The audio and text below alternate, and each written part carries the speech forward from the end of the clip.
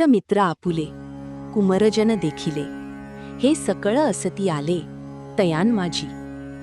आपले इष्टमित्र मुले बाळे हे सर्व त्या सैन्यात आले आहेत असे त्याने पाहिले. सुहृज्जन सासरे आणि कही सखे सोयीरे, कुमर पौत्र धरणुर्धरे देखिले तेथ.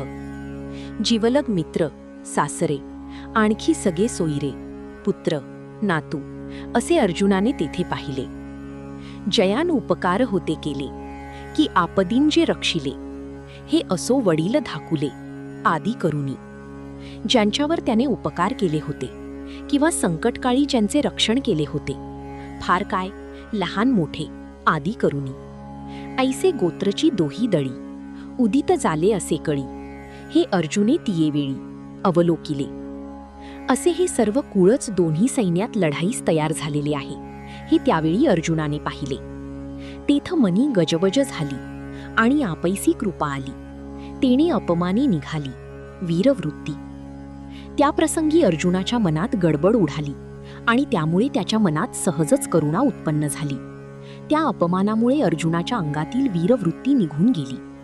जिया उत्तम कुळीची या होती आणि गुणलावण्य आथी, तिया आणिकितेन साहती सुतेजपणे. ज्या स्त्रिया उच्च कुळातल्या असून गुण व रूप यांनी संपन्न असतात, त्यांना आपल्या अंगच्या पाणीदारपणामुळे दुसऱ्या स्त्रीचे सवतीचे वर्चस्व सहन होत नाही.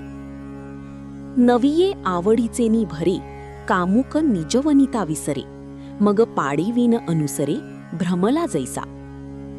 नवीन स्त्रीच्या जारिणीच्या आवडीच्या भरात कामासक्त पुरुष आपल्या बायकोला विसरतो आणि मग वेडावल्यासारखा तिची योग्यता न पाहता तिच्या नादी लागतो.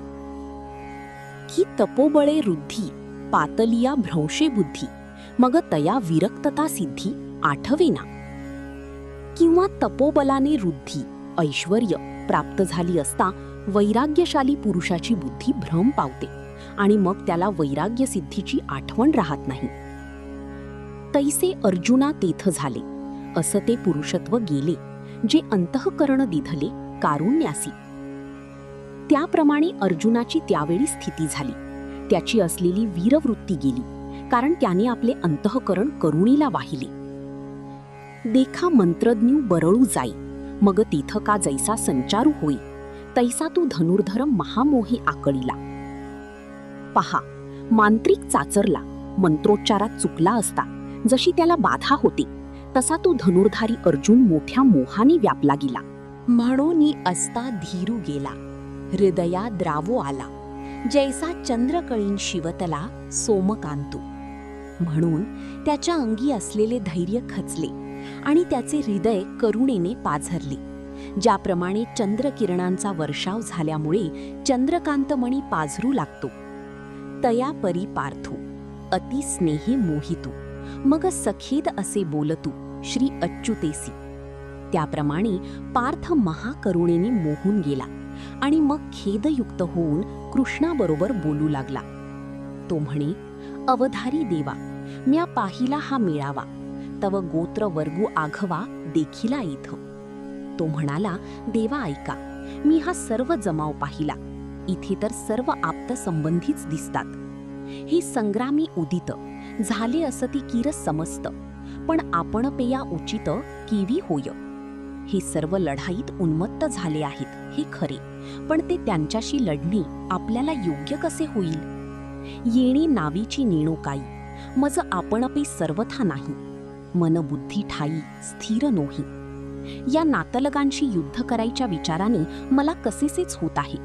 माझे मला मुळीच भान राहिले नाही, ते नाहीसे झाले आहे. माझे मन व बुद्धी सुद्धा स्थिर नाही. बेखे देह कापत, तोंड असे कोरडे होत, विकळता उपजत गात्रांसीही. पहा, माझा देह कापत आहे, तोंडाला कोरड पडली आहे आणि सगळ्या गात्रांना शिथिलता आली आहे. सर्वांगा कांटाळा आला, अति संताप उपनला, तेथ बेंबळ हातू गेला गांडीवाचा. सर्वांगावर काटा उभा राहिला आहे. माझ्या मनात अतिशय यातना होत आहेत आणि गांडीव धनुष्य धरायचा हात लुळा पडला आहे. तेन धरतची निष्ठले परी नेणेची हातोनी पडिले, ऐसे हृदये असे व्यापिले मोही येणी. ते धरले न जाता निसटले, परंतु हातातून केव्हा गळून पडले याची मलाच दाद नाही.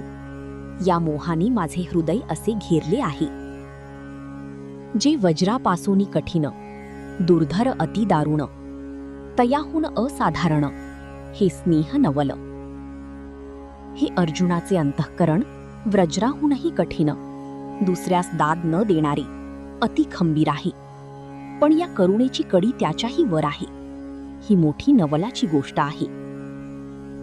जेणे संग्रामी हरू जिंतिला, निवात कवचांचा ठाऊ फेडिला, तो अर्जुन मोही कवळीला क्षणा माझी. ज्याने युद्धात शंकरास जिंकले व निवात कवच नावाच्या राक्षसांना बेपत्ता केली, त्या अर्जुनाला एका क्षणात मोहाने घेरली.